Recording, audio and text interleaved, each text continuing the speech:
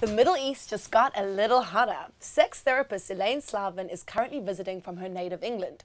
She's going to shed some light on how sex and pop culture coincide and a whole lot more.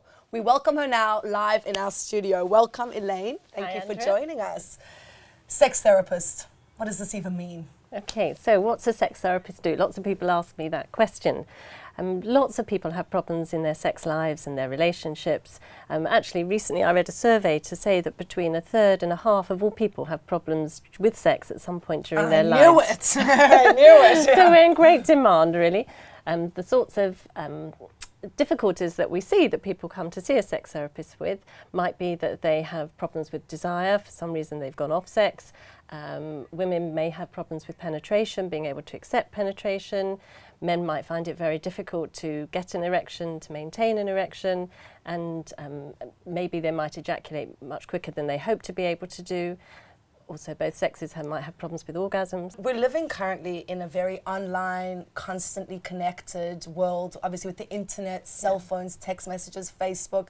How is this constant connection and the need for instant gratification affecting our relationships? Well, I think it affects relationships hugely. It takes away a lot of intimacy that people like. People crave intimacy. They'd like to be more cared about, more loved with one another. And also with sex, sex is about people expect to have sex now. They meet a person, they want to have intercourse, they want to have sex.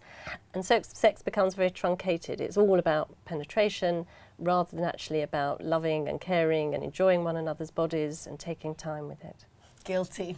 Guilty as charged. Do people tend to wait longer, or are they just jumping into it these days?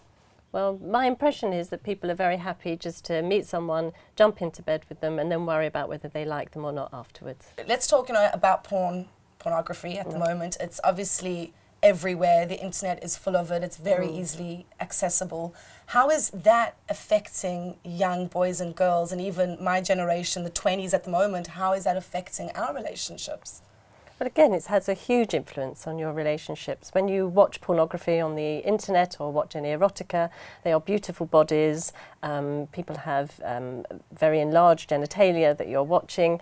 And somehow or other, when you look at your own bodies, they never look exactly the same. And so your expectations, if you're thinking about being in a relationship, what do you look like, how it's going to be for you, is if you're trying to meet up to what you see on the internet or on pornography, it's never ever going to match up. So your real body is very different to what we see airbrushed and what we see on any erotica or any stuff you might see on the internet. But from porn to beauty magazines, I mean, I know myself when I look at beauty magazines, it seems like an almost impossible beauty, and you're constantly trying to improve yourself, and especially for women these days, it's very tough. It's very tough to be beautiful, so you find yourself dressing more provocative. And how is that affecting women today and their sex lives and their relationships? Well, people have such high expectations of themselves, and it's so difficult to meet up to those expectations. And I think you imagine, and there's all these myths around, particularly around sex, that everybody's at it all of the time. All men always want to have sex all of the time. Such huge pressure on people. That the reality of intimacy, getting to know somebody, spending time with the person before actually being sexual with them has completely changed. It's almost completely It's just so very different to maybe just a few years ago, really. And talking about beauty, we know that cosmetic surgery is currently huge, global, around the world. And people want to look like Barbie dolls, girls are Botox, men even are doing plastic surgery. How is this changing who we are as people? Where are we going towards? Well, are we that obsessed with ourselves that... Well, I suppose the question is, why do you want to change who you are? And if you actually changed how differently you might look, does it really change who you are inside of you and how you feel emotionally?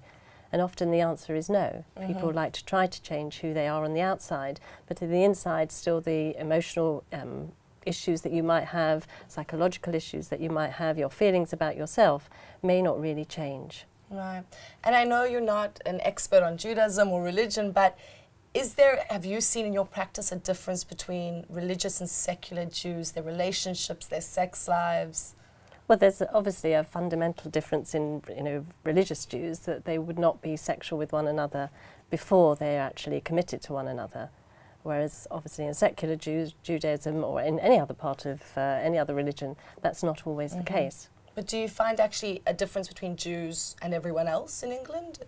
There's no difference. The behaviour, no. Unfortunately, we like to think so. People are people, and everybody has their own emotions. We like to think we're different, but we all like to have sex. So. Absolutely, everybody enjoys being in relationships. Everybody's looking for something that's very special, something that's very intimate, and it's really, you know, crosses all barriers of race, culture, creed, religion. Does sex have a shelf life? You know, as you get older, does it just become something? No, that's really good to hear. Actually, as you get older, perhaps sex actually gets better for you, because, you know, women mature, are more at their peak as they get older. They take maybe longer to become aroused, and men actually also take longer as well. So maybe you're more in tune with one another as you get older. Really good to know. So there is sex as you get older. And clearly you are an expert in your field, so thank you so much for joining us. It's been informative as well as a pure pleasure. So thank you for inviting me, Andrea. Thank you.